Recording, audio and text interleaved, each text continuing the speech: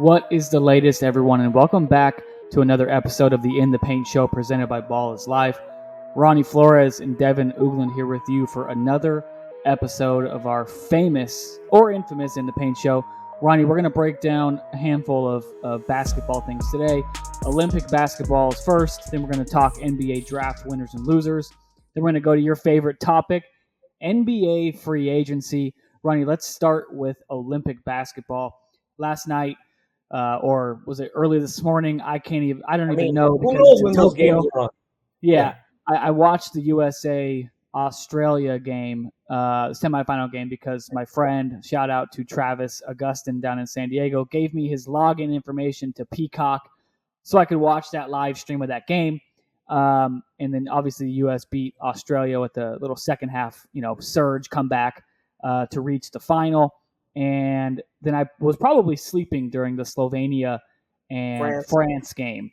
Yeah, where Luka Doncic had a triple-double, but it wasn't enough as France won by 90-89. Wow. And it was a Nick Batum block that sealed the deal at the end of the game.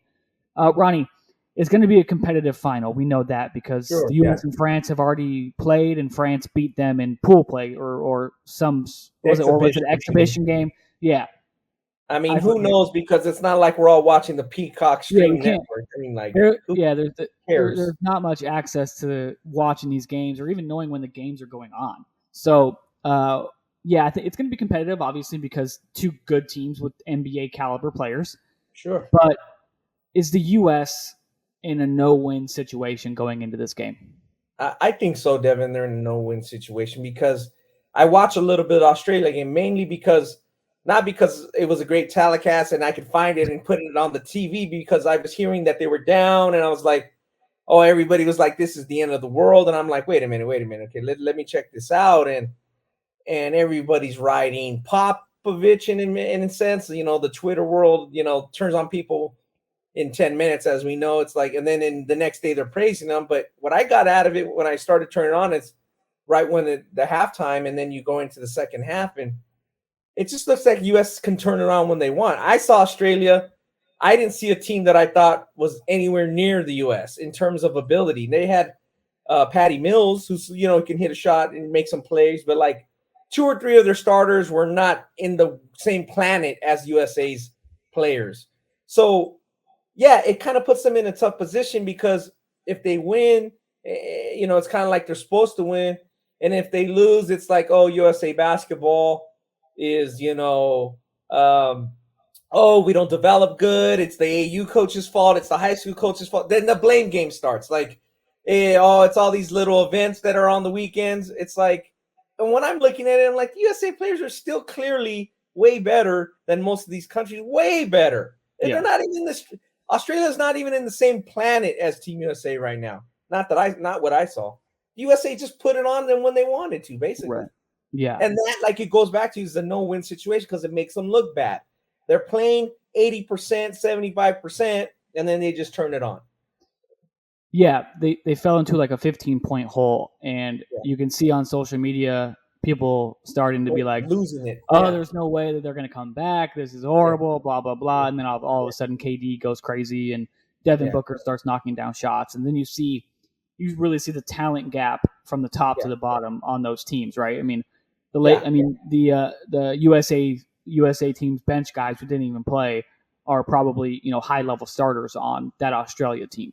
I saw them jump into the key and make a couple moves down when they were down 15. One or two players did not know what to do with the ball and did not want the ball. They're like, let me get rid of this ball as soon as I can. They don't have the talent level. This is plain and simple. For sure. And I think the biggest difference in why the U.S. has struggled in the first couple games or even struggled into the semifinals is because the rule differentials from the NBA to FIBA play.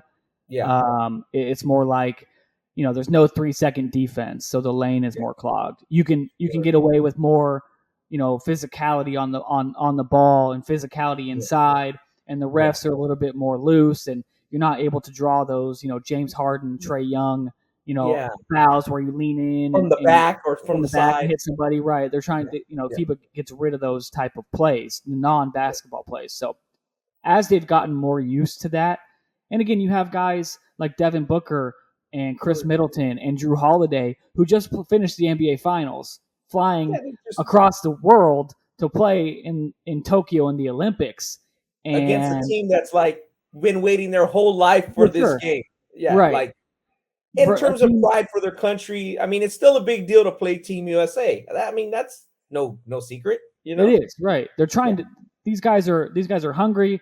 A lot of them are trying to prove that they could play or earn a contract somewhere, whether it's overseas or in the NBA, like a guy like Dante Exum.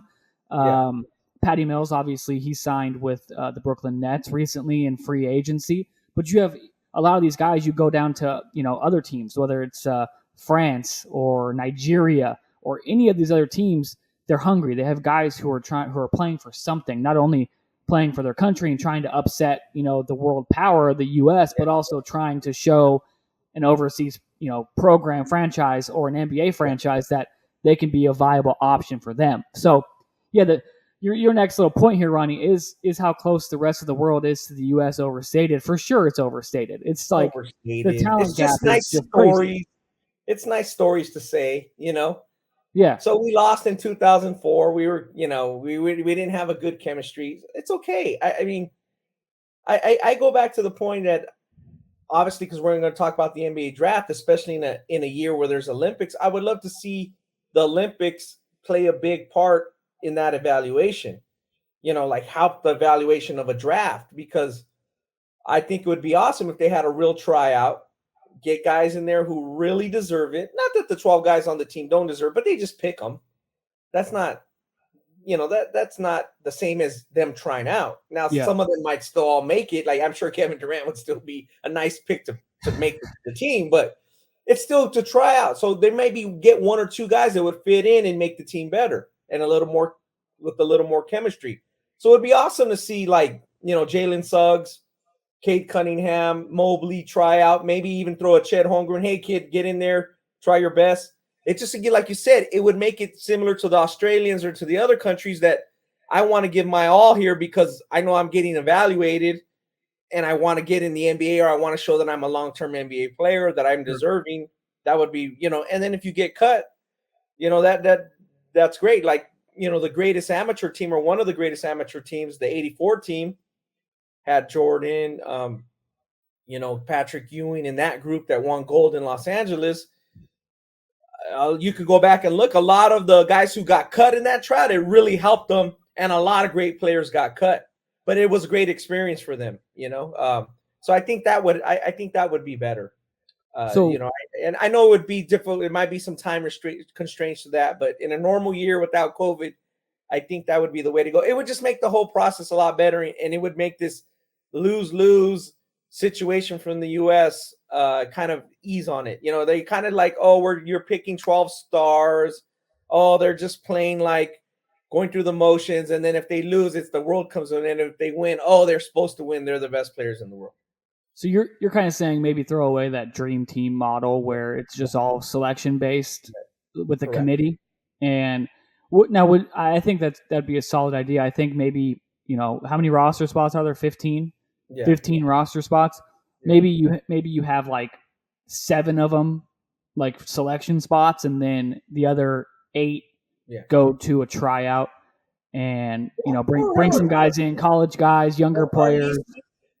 Say, hey, we're inviting 10 high school players, we're inviting 10 G League or 10 professionals and 20 NBA players, something like that, some ratio. So the whole idea, those guys would get cut, and the guys that are not as good would get cut, but it would be a great experience for them. Yeah. That's the whole point. Kind of more of a development type of situation, and preparing guys for international play. I'm with that.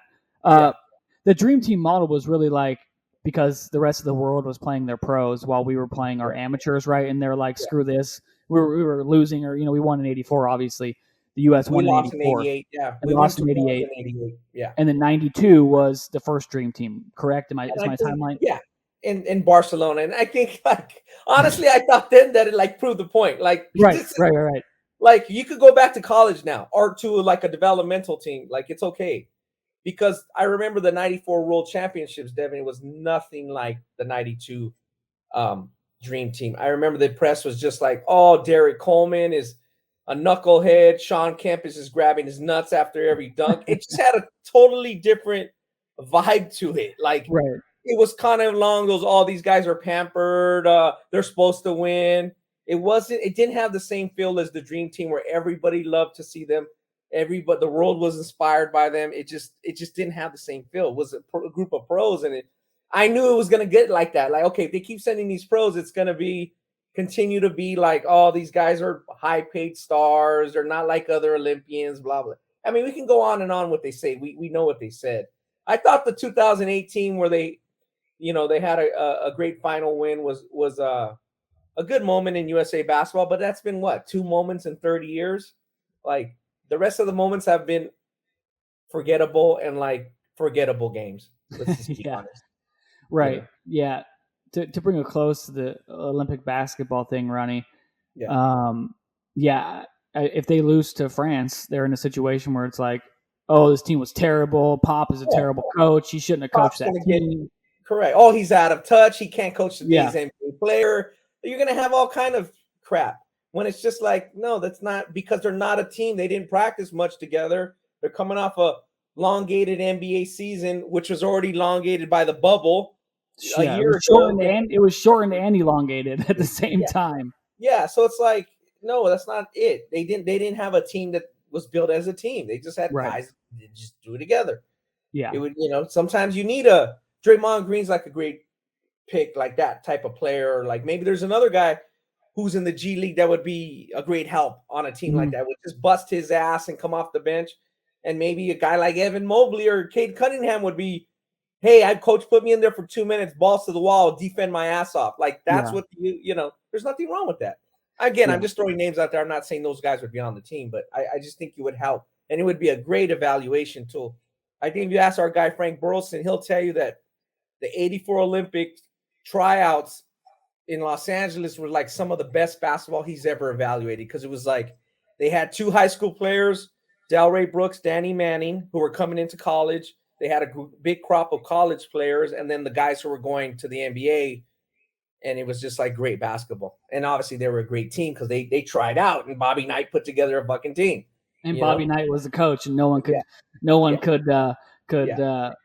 play lazily or play like he got a lot out of it. And I think there's that famous clip out there that somebody interviewed him, and he's like, dude, this guy Jordan is on another level. I don't know what Dean Smith was doing, but like, this guy's ridiculously good. Like, he has it all, So again, I just think it's good evaluation. So yeah, for sure. And that's a good point to end on. Let's move into our NBA draft coverage. Ronnie, we did a full, I guess it was like an hour before preview, and then all the way through the lottery, pick for number 14. So we had fun with that. You guys can go check it out. I'm cutting it up, and we're going to put it back up on YouTube. You can check out how right we were, how wrong we were, and let us know about it. But let's shout out to our guests and to the people come on. Thank you, Rasheed Wallace, NBA champion. He has on the Ballislife Podcast Network. Him and Bonzi Wells have their own podcast, Let's Get Technical. Make sure you guys check that out whenever you get a chance, when you're on the Ballislife Network, checking out In the Paint and our other Buckets and Breakdowns. Definitely check out Let's Get Technical. Yeah, we had Thomas Scott on from Buckets and Breakdowns, and we had Onyeka Okongwu from the Atlanta Hawks, and our other guest was Jeremy Wu, the Sports Illustrated draft expert. We appreciate them coming on. Ryan, let's jump into winners first here. We're going to do winners and losers. Let's be nice first and jump into winners. Go ahead and go with yours, and then I'll jump into mine. Gotcha. I think I'm on the board with a lot of people with that 4th, 5th pick, which was like, okay, is the 4th pick really going to be Scotty Barnes out of Florida State? And when the 5th pick dropped, and Orlando was able to get Jalen Suggs, I just think that's a win. With a guy with his size, true point guard, durability, strong athlete, played football as a leader. I think that's really a blessing for them to drop at number 5. And then they picked up Franz Wagner a few picks later, and he's a good defender. Both those guys are getting, both those guys really can defend. So I think just getting the talent level of Suggs and two guys who want to defend, I think Orlando was definitely the big winner on draft night from their position. the fifth position. Yeah, I'm with you on Orlando. That's one of mine that I have on our list here. I think most people are going to have that. Yeah, I think it was just by default based on the Raptors picking Scotty Barnes and then Suggs falling into their lap. You look at that roster, and it's a full rebuild there in Orlando.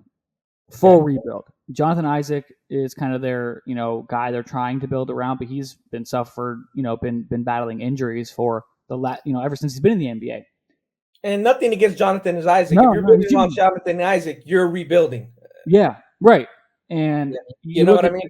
You look at the other guards on that roster, Markelle Fultz, obviously the number one pick that was traded from Philadelphia, and he struggled with the shot, struggled with injuries as well. He tore, something in his knee recently. I mean, you just feel bad for Markelle Fultz. He had the shoulder issue. He had the kind of like the mechanical issue. I mean, that was a big – I know he's kind of gotten over it a little bit. He's athletic, but, man, that was a big thing for Philadelphia because they could have got another good player in that draft. Yep. Yeah, as they're trying to build a championship with, Embiid and Simmons, they could have had something that gave them a lot more than Markelle Fultz did. For sure. And then you have RJ Hampton, who came over from Denver in the trade for Aaron Gordon. And you have Michael Carter-Williams kind of just as a stopgap, guy who can come in and give you decent minutes at the point guard spot. So Cole Anthony had a really good rookie season, I think. I thought he outperformed what a lot of people thought he was going to do. And bringing in Jalen Suggs, a guy who is NBA ready from a body standpoint and, likely a game standpoint, just because he's ready for that physical nature of, finishing over big men in the NBA. It's going to push guys like Fultz and Hampton to get better fast or be out. So just based on getting Jalen Suggs at 5 and then adding Franz Wagner, who can spread the floor a little bit, skilled, I think that's why I have Orlando in a winner spot. And then my other winner will be the Charlotte Hornets. The big winners of the 2020 draft, getting LaMelo Ball, obviously. They added James Bouknight from UConn, who's kind of like a certified NBA level scorer. And then they at the same time, Malik Monk is gone in free agency, so they kind of replaced Malik Monk with James Bouknight, a younger, probably better overall all-around scorer than Malik Monk is. And then you add Kai Jones out of Texas, the 6'11", power forward center, who's just like a high-flying, versatile, rim protector, rebounder, run the floor and finish. And that gives LaMelo Ball another lob guy to throw to instead of Miles Bridges. So you add James Bouknight to LaMelo Ball and Kai Jones into that mix as well, and you have a really solid NBA roster of young talent that can grow together. So we'll see how that goes in Charlotte. But I think they did a really nice job. Let's go into the losers, Ronnie. Who was your first loser? Yeah, the team that has a lot to deal with, I thought it's right at the top. Let's go with the Houston Rockets because it seemed like Detroit was going to take, quote unquote, the safe pick, which is Cade Cunningham out of Oklahoma State. Yeah. So when you draft Draymond Green, that's fine. He's the number 2 pick. Most people thought he was going to be the number 2 pick, but then later in the first round, you draft Josh Christopher. So you also had, the pick before that, Usman Garuba.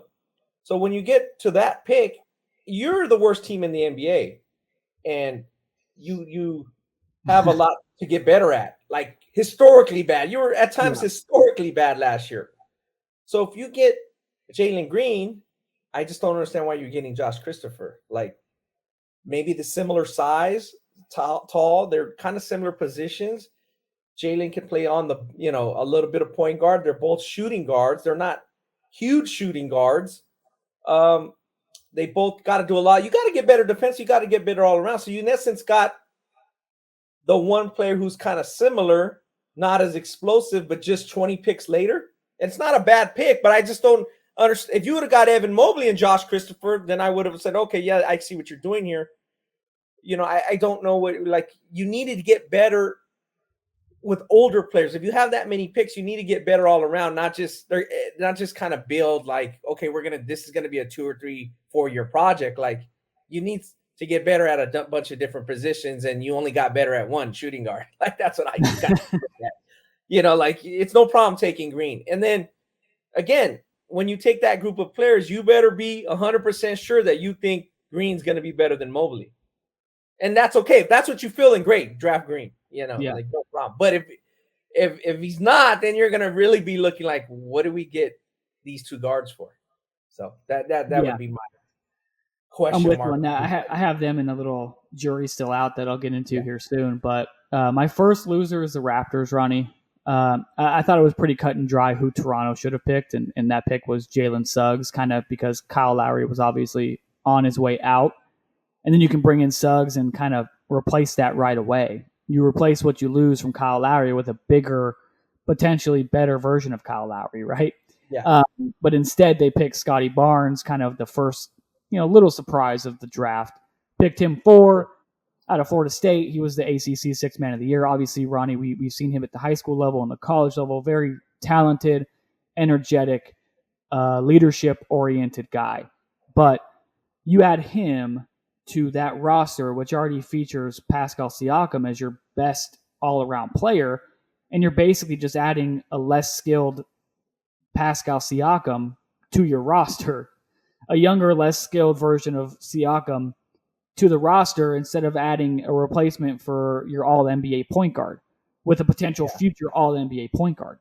I just don't see where they're coming with that because Scotty Barnes has a lot of offensive tools that he needs to fix, especially from the three-point line. He really needs to improve as a shooter, or else he's a liability on that end of the floor. He's Draymond Green 2.0. So to your point with Houston, adding 2 shooting guards in the draft, the Raptors just basically have 2 foremen who play the same exact position, one who's less skilled than the other, and that just didn't make sense to me. Yeah, go ahead. I'm sorry to cut you off, but to your point, it seems like in this free agency, we'll talk about in a little while, shooters got paid the best and the most. Guys who can really knock the perimeter shot down. That's just where the NBA is at right now. So at 4, you draft the guy who has the biggest question mark about his shooting. I thought if somehow the Rockets can trade down, get Green, and somehow get Scotty Barnes with some of their packages of picks, that would have been awesome for them. Yeah. But like you said, at 4, you go with Scotty Barnes. Boy, if he doesn't improve his shooting pretty well and pans out, they're going to be looking at it like, dang, how did you guys not see that? Or how did you not miss? Not saying that he can't, because it might work out, but if it doesn't, it's not like it was a weakness that was easily overlooked. Like that weakness was right in your face. Oh yeah, it's that weakness, the shooting weakness was glaring. I know he brings a lot of things to the court with intangibles, with energy, with leadership, with kind of point forward skill. Yeah, he's a very, very capable player. But with a sub 30% 3-point shooter, at 6'8", 6'9" maybe, and then you add him to a Raptors roster, like I said earlier, that already features Siakam. I just don't see how that all fits. In the sign and trade with Miami for Kyle Lowry, they addressed the point guard need with Goran Dragic, who's a very good player, very productive NBA player over the course of his career. But he's older. Wouldn't you rather add a young point guard, 1 year out of college, who has proven that he could be a high level player in big game situations with Jalen Suggs? That's what I would go for. But they took Barnes. We're gonna see how it works out. Yeah. My second loser, Ronnie, the Golden State Warriors. So this whole time, man, I'm thinking they want to get back into contention in the Western Conference, and get some veteran guys to put around, even some not so much veteran guys, even some younger talented players, whatever it may be, to put around Steph and Clay and Draymond Green. Instead, with number 7, they go with a very unproven prospect, a raw prospect in Jonathan Kuminga, and then very raw offensively and defensively. Honestly, he's a project. And then with number 14, they go with Moses Moody, who I think is a good value pick at 14 because he has a transferable skill, which is a shooting ability. And knowing the Warriors offense and knowing, what they do offensively, he can be valuable, but that's going to be down the line. He's a one and done guy. He went to Arkansas for 1 year, and now he's jumping into a position where he's supposed to be counted on to play right away and help them get back to championship contention. I don't know. Yeah, let me ask you this. Do they still have the kid who went to Lamere, who went to Michigan? Or did he leave in free agency? The shooter. Boy, I just Jordan forgot. Jordan Poole? Yeah, he's still there. So, yeah, I mean, Moses Moody is like Jordan Poole 2.0. They're almost the same. Yeah. So, how did you improve your roster? Like you said, because you need to win now. Not that Moses Moody's a bad pick because he's not, like you said, at 14, but you have him already, Jordan Poole. So how did you get better? I mean, they're literally almost the same type of player, in my opinion. Maybe they're pretty similar. I think Jordan Poole may have a little bit more size and length, but again, they do the same things. Kuminga's a project. We said that. I think he's going to spend quite a bit of time in the G League. I think Moses Moody is going to spend quite a bit of time in the G League. And so then what did you get out of 7 and 14? Right. And instead of maybe packaging 7 and 14 or packaging 7 in a player and 14 in a player and getting someone who can come in and help right away, or packaging Wiseman in a pick and getting someone else. Yeah. So with what you drafted, Wiseman better hit this year. I mean, he better have a much improved year. That's what you're working on. Yeah, because you look at the Lakers. They obviously, we'll talk about free agency next, but the Lakers, as everyone knows, got a little bit better, I think, and are going to have some time to rest and get rid of those injuries. And you look at Phoenix, they bring basically the same team back that went to the NBA Finals. You look at, in the East, Brooklyn and the Bucks, they're obviously the favorites. And you look at Miami, they got a little bit better, I think. And you look at the Warriors, and did they get better? We don't know what Klay Thompson's going to be coming back from that injury. The Warriors fans are hoping they got better. Draymond Green is an offensive liability. Steph Curry is potentially the best offensive player in the game, right? And we know that. But Draymond Green is not as productive when the other guys are not on the floor hitting shots, as that proved when they were out. Yeah. Draymond Green is he's a first ballot Hall of Famer. That's another argument for another day, but he looks good when he has 3 of the best shooters in NBA history around him. Yeah, the way that roster is constructed in the last 2 drafts, taking Wiseman 2 in 2020 and then taking Kuminga and Moody, that's 3 guys who need time to develop. And does Steph Curry, Klay Thompson, and Draymond Green, that core, do they have that time? I don't think so. So that's why they're in my loser portion of this conversation. They needed a sure team. They needed a sure team. I thought they needed at least somebody who could come in and be a sure offensive threat right away, a proven NBA offensive threat. And that's whether it's packaging, or sending Wiseman straight up and packaging something else, or packaging picks and sending that and getting someone right away. Obviously Wiggins is going to be back, but he's still an offensive liability. I don't know. I don't see the vision that they have. Maybe I'm going to be wrong. Maybe Kuminga is going to be really good. Maybe Moses Moody is going to be really good, but it may be too late with Steph Curry, Draymond Green, and Klay Thompson's timelines. We'll see. My jury's still out, Ronnie. I have a jury still out here. I think Oklahoma City's jury is still out. They picked Josh Giddey. That was the biggest surprise of the day to me, outside of Zaire Williams going 10 to New Orleans. But Josh Giddey jumped to the number 6 pick, the 6'9" guard out of Australia. And then they re-signed Shai Gilgeous-Alexander to a 5-year, $207 million deal. Those guys kind of play the same position. They need a ball. They need the ball in their hands to be effective. And I know Giddey can, shoot it a little bit off the ball. But that's going to be interesting how those 2 guys are going to play together. You pick him pretty high. You have a lot of confidence in him.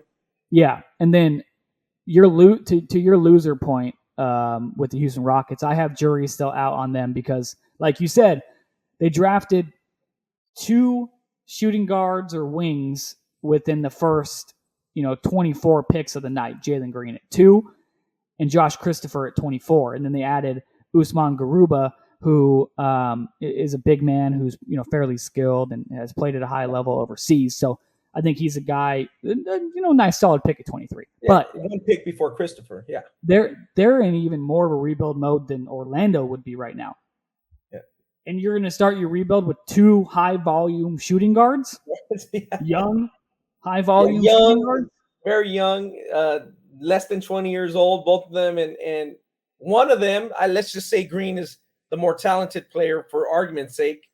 Where does that leave Christopher? You know, he's going to develop by playing, not and Josh, yeah, and Josh and Jalen, yeah, and Josh and Jalen, they I think Jalen can play off the ball a little bit more, but as we've seen from Josh, he likes to have the ball in his hands to create. High volume dribble, high volume shooter. And who's getting him the ball? I don't even hang on. Let me pull up the Rockets roster first. Yeah. Who's getting these guys the ball unless Green's on the ball a lot? You know, it's just like I don't see that. How you so John Wall, Kevin Porter Jr., who's so they have Kevin Porter Jr. I forgot about that. He's Jalen Green and Josh Christopher, but just needs the ball in his hands even more than they do. Yeah. So you have three guys at the same position. Then you have Kenyon Martin Jr., Eric Gordon, Daniel House. I mean, dude, I don't know. Thrown together roster. This is just kind of like throwing darts. Our guy KJ Martin played a lot at the end of last year after the trade. He had a lot of productive good games. Again, it's on one of the very poor team, but he got playing time. But again, like you said, it's just thrown together. They're not going to win with that mix. That's called closing your eyes and throwing the dart, Ronnie. Closing your eyes and throwing the dart. With that mix, you're just not. Yeah, that's so I'm going to move them from jury still out into my loser category, Ronnie, just based on what I just looked up with the roster. But again, Jalen Green. You forgot about the Kevin Porter. I forgot he was on that team. So he's volume and he needs the ball too. He's ball dominant, high volume, and then so Jalen Green, Josh Christopher, both elite. That puts a lot on Jalen Green. I mean, honestly, that puts a lot on Jalen Green to hit at the number 2 pick, like for it to work. Oh yeah. Unless they make some a lot crazy better. move. Just to get to 35 or 40 wins, they need to get a lot better. Oh yeah, no, I don't see anywhere near 35 wins from that roster this season, or the next season, because Jalen Green didn't play very many games in the G League, and Josh Christopher didn't play a whole lot of games at Arizona State because he suffered some injuries. So they're coming in, off of a shortened high school season that they had because of COVID-19, and then a shortened college or like a off balance college season, not really sure how it's going to go, and an off balance G League season. 13 games or so, I think, was Jalen Green played with G League Ignite. I mean, man, and that's against kind of older NBA guys who are trying to get back in the mix. That's tough, Ronnie. That's a lot. Yeah, the Rockets better. That's a lot for them to make sure to work. I mean, a lot of things have to go right for that to start working and take them towards 30, 35 wins. And it really does. It really does. It's going to be interesting to see how that all plays out. Let's jump into NBA free agency. Devin, just start. You've kind of been following it. Start locally with some of the big. Honestly, people want to talk about the Lakers because we're based in the West Coast, but talk about what the Lakers did and then some of the other big moves. So the Lakers obviously made that trade for Russell Westbrook, the losing or high UCLA standout, who is now back home for the first time in his NBA career, back in LA. And we know how much Russ loves LA. So he's teaming obviously with LeBron James and Anthony Davis. The Lakers sent Kyle Kuzma, KCP, Montrezl Harrell, and the 22 overall pick in the 221 draft for Westbrook. First of all, let's talk this deal in general, Ronnie. What's the fit here? With Westbrook and LeBron and AD as a big three, how do you like that fit? And then I'll give you my thoughts. Well, one thing I do like about it is like similar to what you're saying what the Golden State Warriors weren't able to do. Like the Lakers are trying to win right now, right this second, right when training camp starts. Like they're trying to win the title this year. So they get the clock, like the internal clock for their players. Again, the fit, you gave up, you gave up quite a bit of your young pieces, but they weren't star young pieces. I mean, again, you got Kuzma. Everybody was like, oh, that's a great pick at that draft, but he played like the 27th pick or whatever he was. That's what he was. Sure. He wasn't moving the needle. He's okay. Right. Wasn't moving the needle though. So the thoughts on the deal is that you just hope that, like you said, the chemistry's there. Then they went and signed some older veterans that had already been on the team, had already played with LeBron, or already are used to him. None of them are really young, except I guess Malik Monk you can still consider young. So the chemistry just has to be there. I think they figured that with what they gave up, they're not going to win the championship. So hey, let's try this. We get a guy who maybe's a proven star. Maybe he's gonna fire up LeBron and AD. Like, hey, let's go for it. You know, he's carries his heart on his sleeve. I guess that's the terminology for it. Like, he plays real hard every night, and that's a good thing. But I'm just like, where did they get better in terms of what their weaknesses, what's his likes? A playmaker for the other guys, and then perimeter shooting. That's my questions. Yeah, so I think they addressed the playmaker with Russell Westbrook because obviously he's a triple-double threat every single time he takes the court.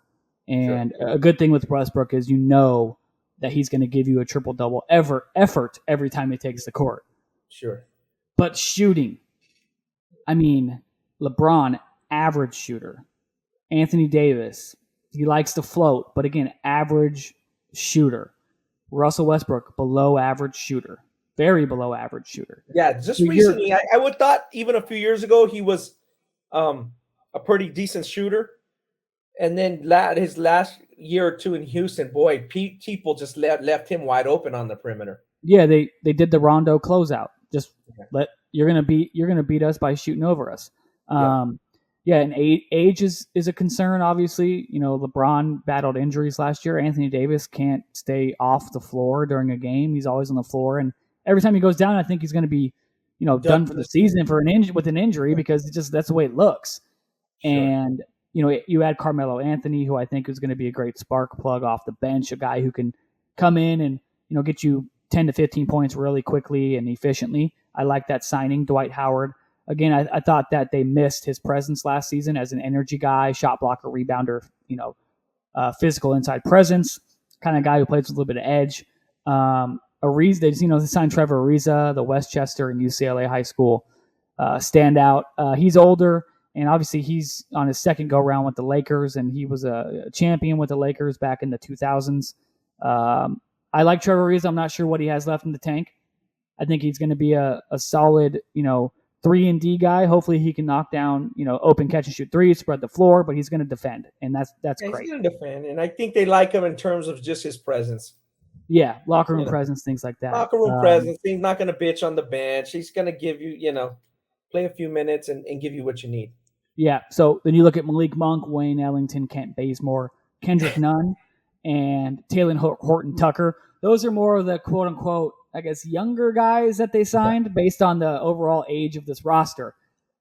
Even though, Kent Bazemore and Wayne Ellington have been in the league for a long time, they're the younger guys. But I forgot Wayne Ellington was in the league. He's on his second stint with the Lakers, and the first stint didn't go well. He was kind of in that rebuilding mode, and the Lakers were kind of in flux there. So hopefully, with a more defined role as, hey, stand there, catch the pass from LeBron or Westbrook, make shots. Hopefully his second stint with the Lakers goes better for him and for the Lakers. I love the re-signing of THT. I'm a big fan of his. I think he's a guy off the bench who's going to be, again, a spark plug off the bench, guy who can come in and just be a scoring punch type of player.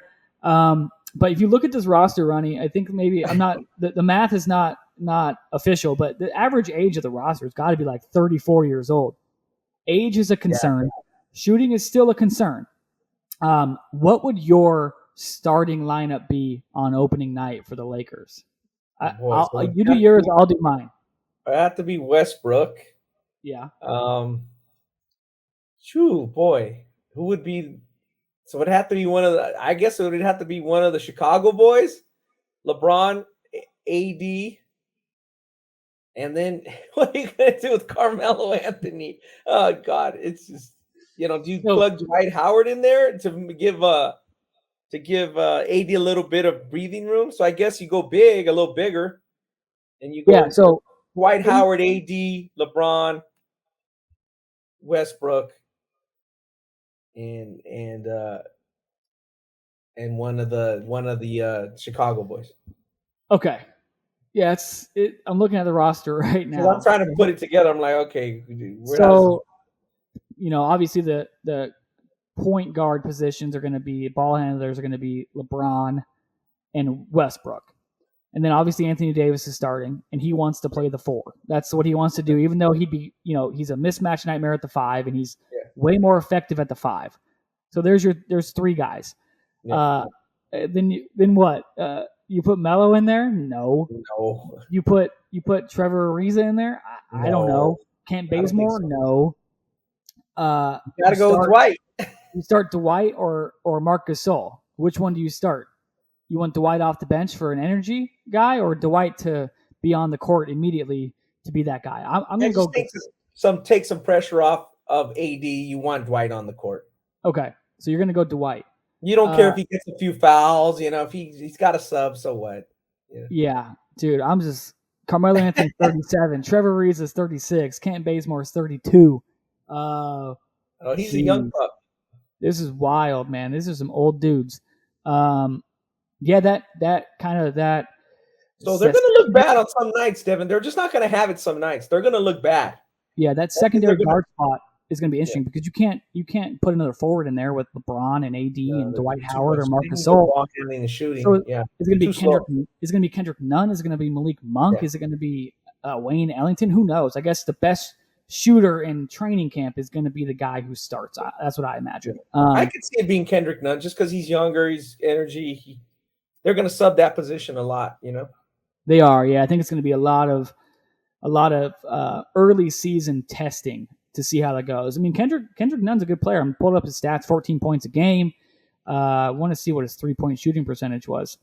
Regular season, 38.1% from 3. Not bad. So Kendrick Nunn could be an option to start in the backcourt alongside of Westbrook. Let's move to the Chicago Bulls, Ronnie. They signed, former Chino Hill standout and UCLA standout, Lonzo Ball. It's funny. There's 3 UCLA guys on the move this summer. SoCal UCLA guys, Lonzo, Russell, and Trevor Ariza. Lonzo Ball, 4 years, $85 million.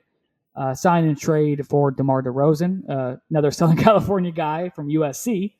And then they signed Alex Caruso. You look at the East, you have Milwaukee, the reigning NBA champions, who brought all their guys back basically. And then you look at the Nets, who are going to bring all those guys back healthy. Kevin Durant, Kyrie Irving, James Harden, signed Patty Mills, and they have just a really good roster already. Did this even move the needle at all for Chicago? Yeah, I think it moved the needle. I think they have a good roster. They upgraded their roster.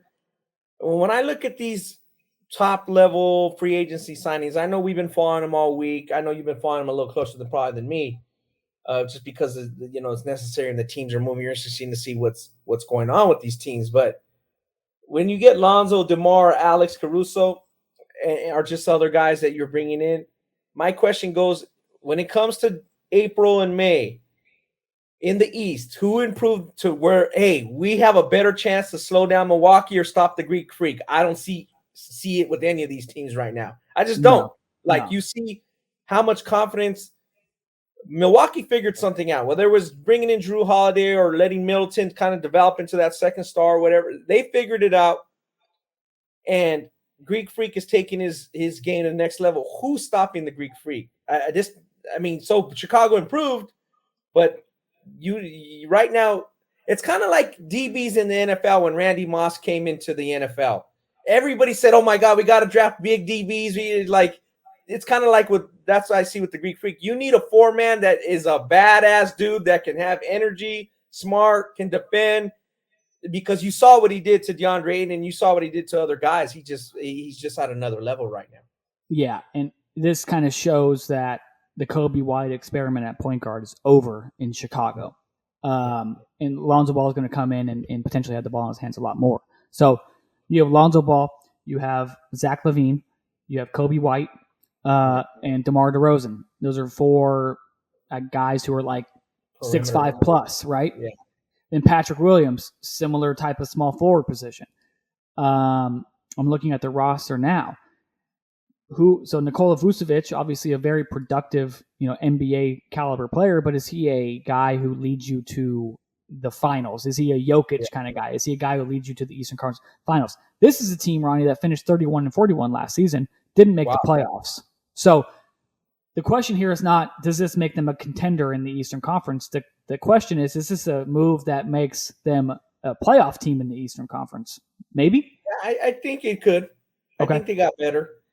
But again, they still got a lot of work to do. I mean, the team I think a lot of people are forgetting because of the injury is Denver. Is Denver the bubble Denver, or is Denver still a step below like the Lakers and Bucks? Denver was good. I mean, as long as Jamal Murray was healthy, and like you said, the Joker, that's a good team. Yeah. And so again, nobody's really talking about them because obviously didn't make big moves, but it's like getting Jamal Murray back healthy is like number one priority. The one move I loved from the Bulls was signing Alex Caruso away from the Lakers. I was just a big fan of what he did for the Lakers off the bench or when he started or whatever. Sure. Yeah, he's a really just a solid player, smart player. I thought him and LeBron really worked well together. They were kind of on the same page for a lot of the time that they played together. So best of luck to Alex Caruso with the Bulls. But I just think that the Lakers will be going further in the playoffs than Chicago. Let's go to another bubble team that was good and then kind of had a little bit of a falling off during the regular season. The Miami Heat made some big moves, sign and trade for Kyle Lowry, sending Goran Dragic to the Raptors. Extensions for Duncan Robinson and Jimmy Butler. They signed PJ Tucker and Victor Oladipo, who they acquired from Houston in a trade last season, will be returning. And he's going to be hopefully healthy. And when Oladipo's healthy, he's a really, really good two-way player. Yeah. Does this put Miami back in that championship stratosphere? That's the question. I think it helps them to, contend with the Bucks. And I think it shows back to what we said earlier, the shooting. If Duncan Robinson can get paid that much, oh yeah, he got a pretty big contract. Boy, that goes back to your Orlando and Toronto thing with Scotty Barnes. That better work out. So yeah, I to your point, I think it helps them. Jimmy Butler is secure. He's an aging star, but they got enough pieces to put together a run if they can stay healthy. Butler have a good season, and they get Kyle Lowry playing in that mode that he did when Toronto was making their runs. Right. That's a pretty good nucleus. Again, do these teams, anybody besides I guess the Nets or the Sixers, if they stay together, have anything to slow down the Greek Freak? That still goes back to the question I have. For sure. And that's the only question that needs to be answered right now, because all these other moves are nice. They sound good when they're tweeted, but come May, does it make a difference? That's my question. Right. So they signed PJ Tucker away from Milwaukee. And is he going to stop Giannis? Is he going to be tasked to be the guy guarding Giannis? In the second round or the conference finals? Yeah. The Bucks swept Miami in the first round this past season in the playoffs. So did Miami get that much better with Lowry and then bringing back Jimmy and Duncan Robinson and signing PJ Tucker? If Oladipo's healthy, maybe, but they still didn't address the one thing that you need to address in the Eastern Conference is how do you stop Giannis? And then how do you stop Kevin Durant, James Harden, and Kyrie Irving on the same team?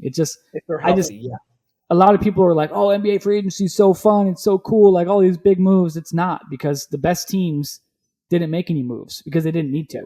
Yeah, they didn't need to make huge moves. And again, you got the Lakers, who are a little bit of a question mark. They didn't really finish the season strong like they did in the bubble, obviously. They're aging. Injuries. Injuries. Phoenix is just kind of status quo, it seems like. They signed Chris Paul, a huge deal, which is very interesting. Maybe it's kind of like a Larry Bird, James Worthy type of thing. Like, at the end of his career, he's going to get a lot of money, which is fine. But he's an aging veteran, and they need to get better. Just in little spots, they need to get better. Whether they need a little bit better backup play, maybe. Obviously, they need an athletic player to help aid and guard if they can get back to the finals. So I think they signed JaVale McGee, which is just kind of whatever. And then Chris Paul's back. Obviously, they re-signed Cameron Payne to back up Chris Paul, which is a good signing, good player. But did they address being better than the Lakers fully healthy? Did they address being better than Denver fully healthy? Yeah. I don't think so. Did they address being better than Utah when Utah's fully healthy? Yeah. I There don't was a think lot so. of teams that were good teams that weren't healthy. Yeah, maybe. I think Phoenix will be one of the top teams in the league again next season, and I think they'll make a decent playoff run. Will they make it back to the NBA Finals? I don't know. It depends on what happens with health and all those things. Well, not just that. I think the presence of Chris Paul and the bringing the hey, we brought Chris Paul here to make us a viable contender. They're not going to be catching teams off guard no more. Right. People are like, no, Phoenix is a good contender. They're going to get everybody's good shot every night going into the playoffs. So they're not going to. That surprise factor of, oh, look at what Chris Paul did for Phoenix ain't going to be there again. Yeah, I hear you. That spark plug thing is not going to be there because everyone knows it's coming. The last thing I want to touch on free agency, Ronnie, is what the fuck are the Pistons doing? I mean, you make the obvious pick at number one with taking Cade Cunningham, but then you fucking surround him with Kelly Olynyk, Corey Joseph, Saban Lee, and Trey Lyles. Like, come on. What are we doing? That sounds like a nice developmental team. I mean, those guys, nothing against those guys, but they've been around. They've been, in the NBA a little bit. Maybe they've gotten some G League time. It's like there's a lot of fringe players. It goes back to the draft, Devin, like we're saying. I'm studying this draft, looking at the names, looking who they added. And like we said, compared to the top teams, these guys are very average. They're not going to come in and make this huge splash and turn these teams around. Maybe Cunningham, Green, Mobley, maybe Suggs. But after that, it really was just a draft. It's just a draft.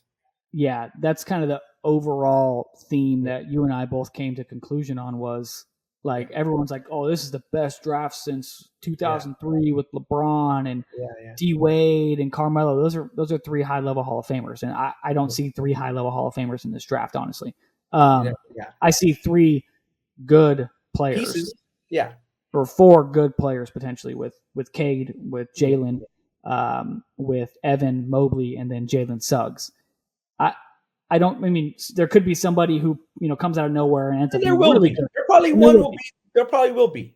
Yeah, maybe like a Josh Giddey or Zaire Williams or somebody that was maybe not as highly thought of as these top 3-4 guys will come and be a really good player. That happens a lot. But to compare that draft to 2003 or even like 96 or even Kevin Garnett draft or any of these drafts, not even close. No. It was a little overstated now that we're getting into it, and you see where players landed, the free agency. It's nice, but it's still Lakers, Bucks, Nets, maybe Miami, and Philly if they figure out their chemistry. Yeah, that's one thing I didn't have this on the list, but that's a good point to bring up. Phillies, they were all hell bent on trading Ben Simmons and kind of blowing that Simmons-Embiid partnership up, and they didn't. So they're sitting on Ben Simmons, who obviously is a productive, all NBA player, NBA All-Star caliber player, but he has one major deficiency that's really holding them back from being an NBA championship contender. Every year we're like, Philly's going to be, deep in the playoffs. They're a championship contender. And then we get to the playoffs and Ben Simmons is throwing free throws off the fucking backboard. And it's just like, it's not going to work. So I think they're in my loser category. If we had a loser category for NBA free agency, they're in my loser category. Yeah, because you had to move them. Yeah, you didn't get to move them. So now what are you sitting on? Because I think Kevin Boyle made a good point. The coach at Montverde, somebody was asking him about Ben Simmons. Obviously, he's his former player, and with Cade Cunningham going number one, he now has 3 number 1 picks that he coached in the high school ranks: Ben, Kyrie, and Cade. And obviously, Coach Kyrie at St. Pat's, not at Montverde, and they're going, hey, he shot 70-some% from the line in high school, so like he can turn it around, but just something's not working there. Because he was like historically bad in the playoffs, right? He was like in the 40 percentile, maybe even like his free throw percentage just went way down. So something's not right. So how are they going to make it right if they didn't trade him? How are they going to make that ship right? It's just very odd. Yeah. So very interesting point there because his production just went down tremendously compared to maybe where the value was during the regular season or last year, and meaning 220. Like you can't build around a team that a guy is shooting 38% from the free throw line. Like it's not going to work. Give him some credit. Overall for his career, he's a 59.7% free throw shooter.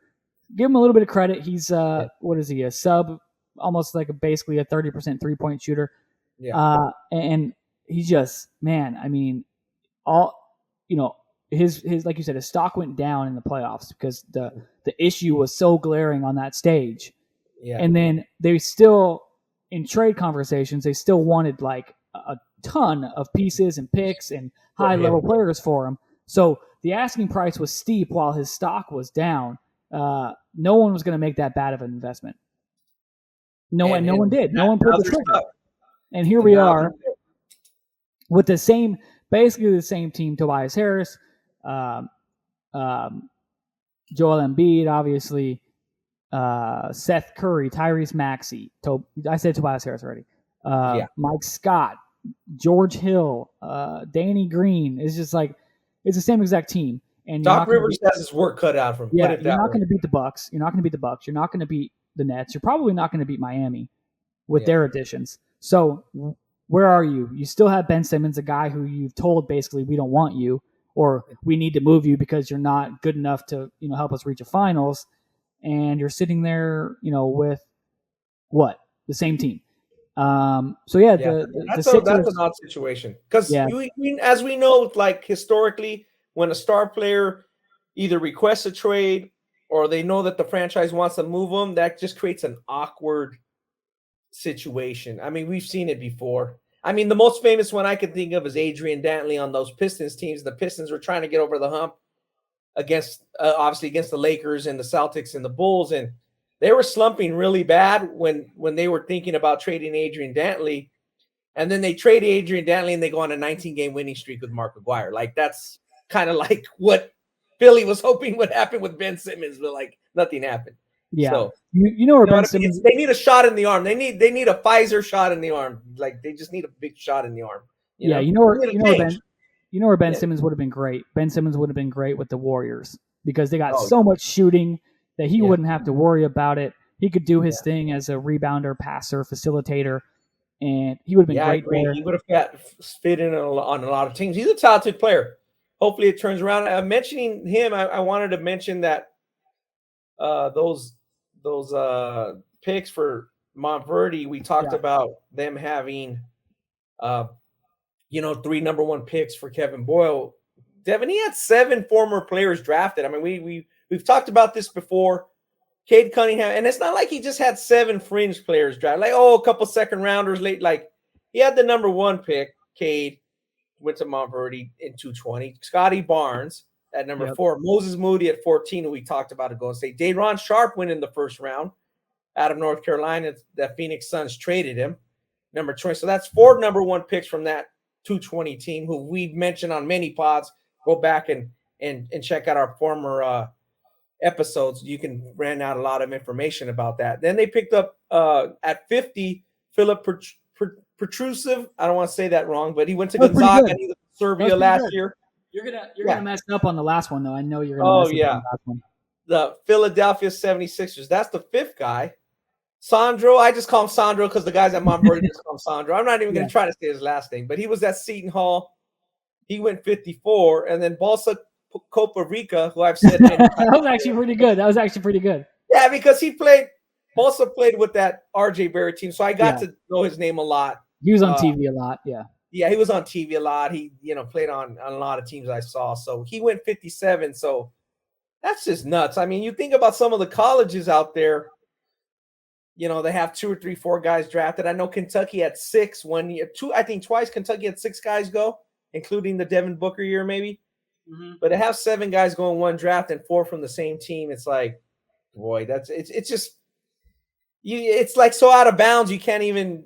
It's not normal for a high school level program. Whether you consider them a high school or not, it's not really the point. It's just they came from that high school level and very quickly ascended to the NBA. Is that the most in one draft from any single team ever? Yeah, that's the most from one draft in any single team ever. Obviously, we talked about that famous Dunbar team that had 3 in one draft. Obviously, there's a few others. There's many teams that have 3 players play in the NBA, even a few that had 4, but they're not necessarily in the same draft. Okay, right, but So, same draft, 7 players from the same high school, basically, and then 4 from the same team which was only a year ago. Right. Basically, 1 calendar year ago. It's just pretty nuts. So that's very interesting when you talk about. Sometimes you have to look at teams down the line and be like, you know what, that was a great team. Look they had 2 or 3 pros. I think the one that stands out to me is, because we talked about him recently, is Kendrick Nunn. He played with Jabari Parker, and they had a 3rd pro on that team. So it was like, obviously, Jabari had all the national hype and accolades. He was the number 1 player in the country with that. It was either him or Andrew Riggins. But like Kendrick Nunn is like carved out a really good career. Yeah.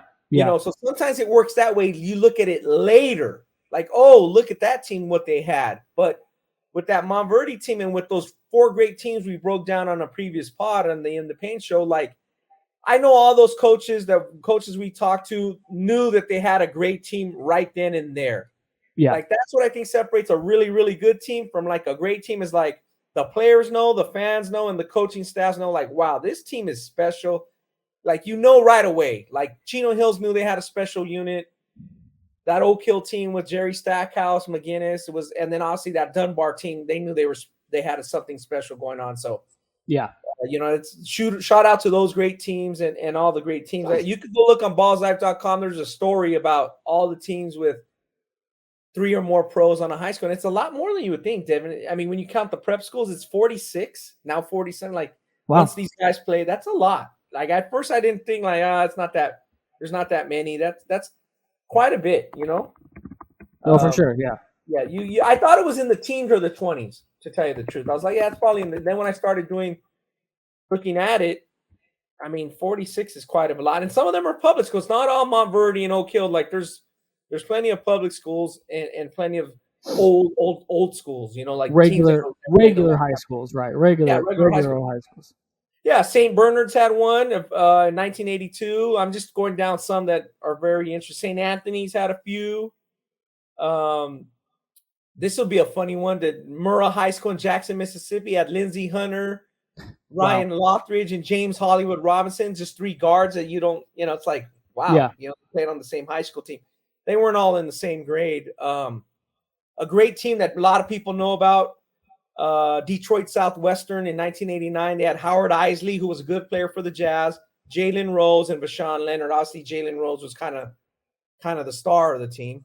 Man, but Howard Isley, throwing some different ones out there. The 3 Amigos everybody knew about in the Chicago area.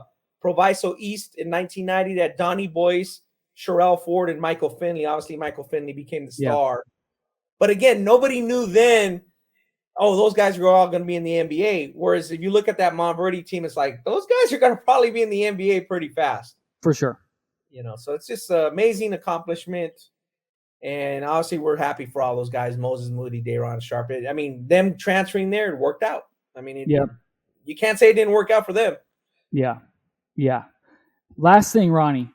Good stuff there, obviously, on the historical part of all this. And make sure you guys go to ballislife.com, check out Ronnie's story. You can see all those names and check out the profiles of those guys, and just kind of go on a little history lesson with the local encyclopedia himself, Ronnie Flores. But last thing, Ronnie, before we wrap this up, we have an event. Ballislife has an event in Orange County, California, at the Great Park in Irvine.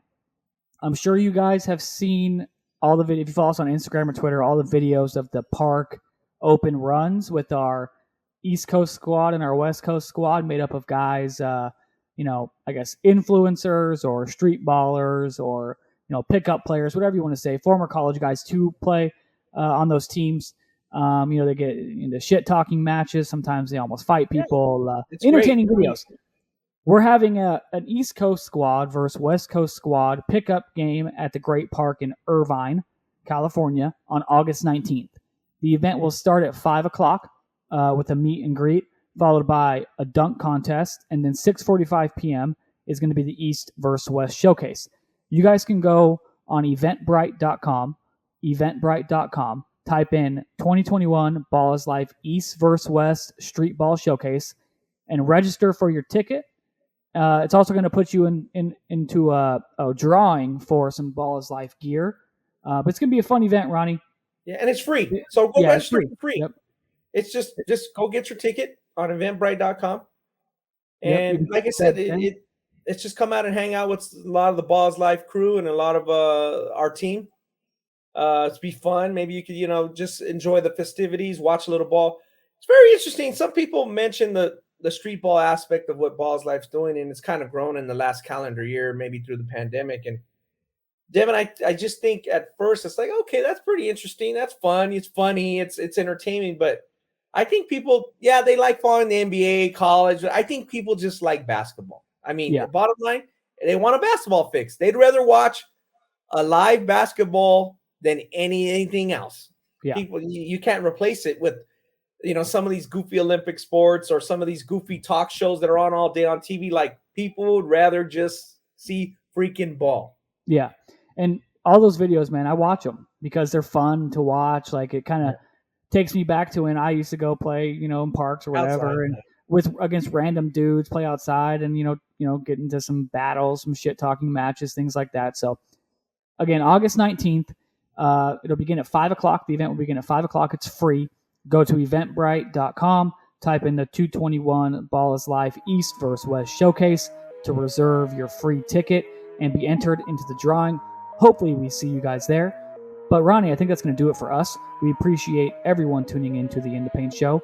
And while you're here, while you're listening, while you're clicking on our podcast to listen, make sure you check out Let's Get Technical with Rasheed Wallace and Bonzi Wells.